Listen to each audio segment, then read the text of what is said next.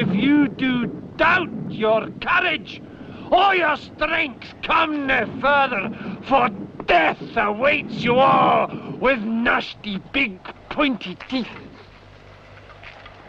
What an eccentric performance.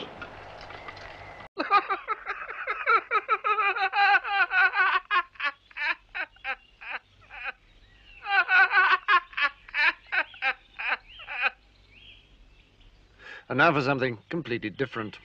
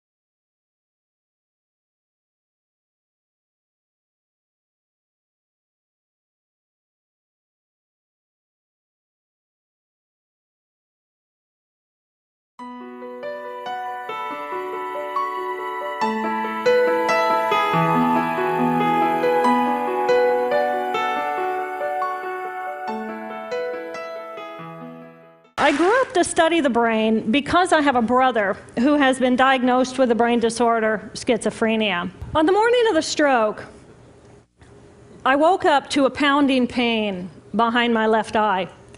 And it was the kind of pain, caustic pain, that you get when you bite into ice cream. And it just gripped me. Walking across my living room floor, and I realized that everything inside of my body has slowed way down. And my left hemisphere comes online and it says, hey, you've got to pay attention. We've got to get help. And I'm thinking, I got to get help. I got to focus. So I get out of the shower and I mechanically dress and I'm walking around my apartment and I'm thinking, I got to get to work. I got to get to work. Can I drive? Can I drive? And in that moment, my right arm went totally paralyzed by my side. Then I realized, oh my gosh, I'm having a stroke. I'm having a stroke. And then the next thing my brain says to me is, wow, this is so cool. This is so cool. How many brain scientists have the opportunity to study their own brain from the inside out? In the meantime, for 45 minutes, the hemorrhage is getting bigger in my left hemisphere. I do not understand numbers. I do not understand a telephone, but it's the only plan I have. So I take the phone pad and I put it right here. I take the business card, I put it right here, and I'm matching the shape of the squiggles on the card to the shape of the squiggles on the phone pad. But then I would drift back out into La La Land and not remember if, when I come back, if I'd already dialed those numbers. So I had to wield my paralyzed arm like a stump and cover the numbers as I went along and pushed them so that as I would come back to normal reality, I'd be able to tell, yes, I've already dialed that number.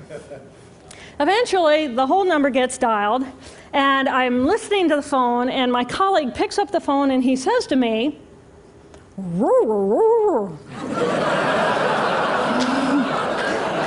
I think to myself, oh my gosh, he sounds like a golden retriever. When I woke later that afternoon, I was shocked to discover that I was still alive. Stimulation coming in through my sensory systems felt like pure pain. Light burned my brain like wildfire, and sounds were so loud and chaotic that I could not pick a voice out from the background noise, and I just wanted to escape. Because I could not identify the position of my body in space, I felt enormous and expansive, like a genie just liberated from her bottle. And my spirit soared free like a great whale gliding through a sea of silent euphoria. Nirvana. I found nirvana. I'm still alive, and I have found nirvana. And if I have found nirvana and I'm still alive, then everyone who is alive can find nirvana. And I pictured a world filled with beautiful, peaceful, compassionate, loving people who knew that they could come to this space at any time and that they could purposely choose to step to the right of their left hemispheres and find this peace. And then I realized what a tremendous gift this experience could be. What a stroke of insight this could be to how we live our lives.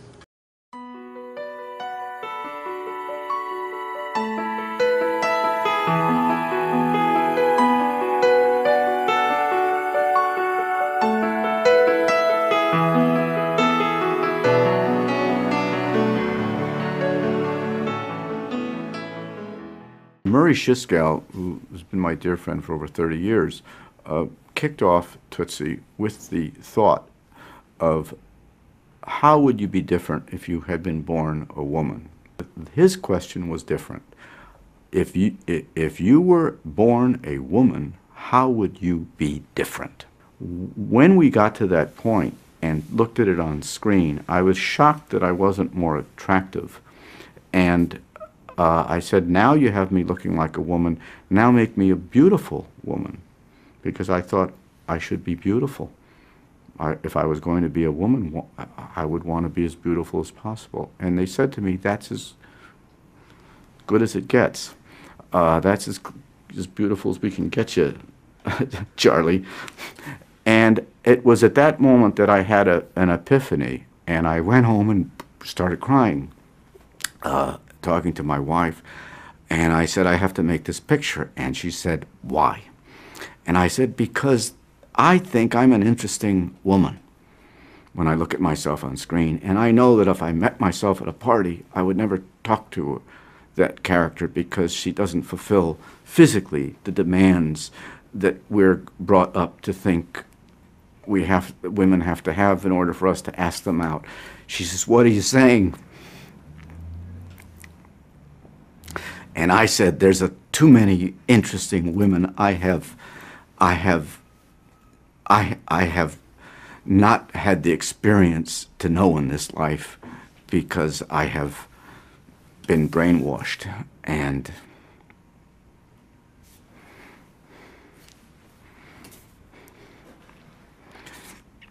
that was never a comedy for me.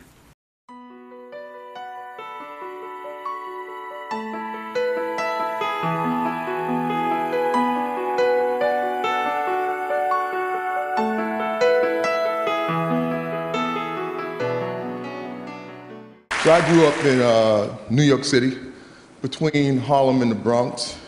Growing up as a boy, we was taught that men had to be tough, had to be strong, had to be courageous, dominating, no pain, no emotions, with the exception of anger and definitely no fear.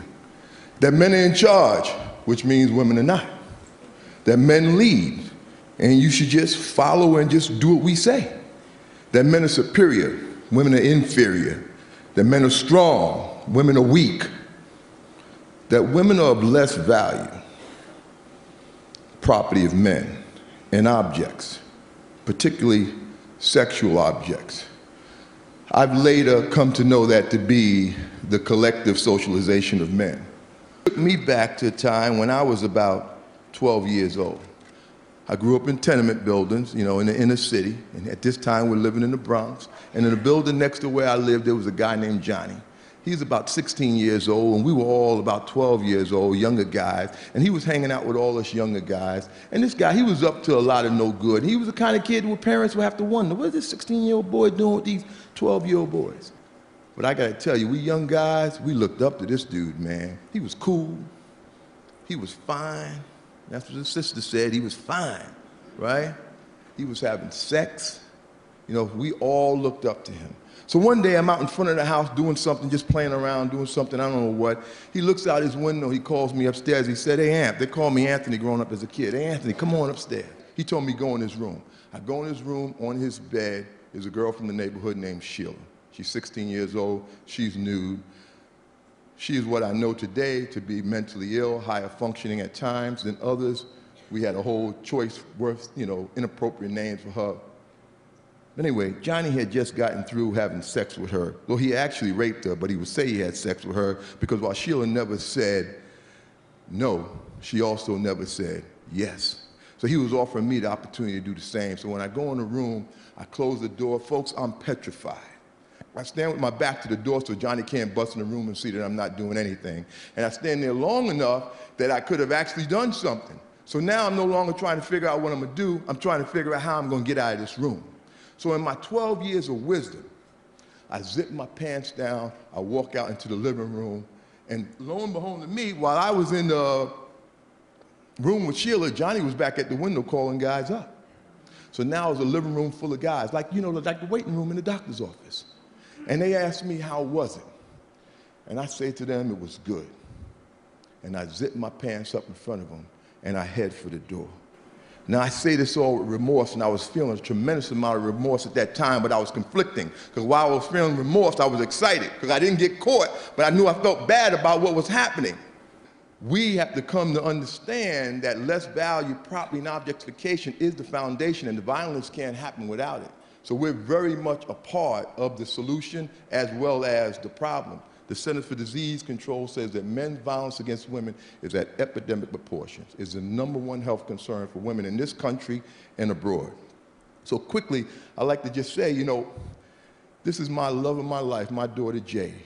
The world I envision for her.